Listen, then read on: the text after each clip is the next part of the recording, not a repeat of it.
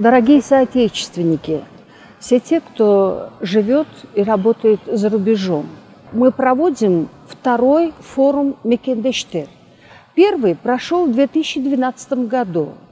25-26 июля 2014 года у нас в Бишкеке пройдет такой второй форум.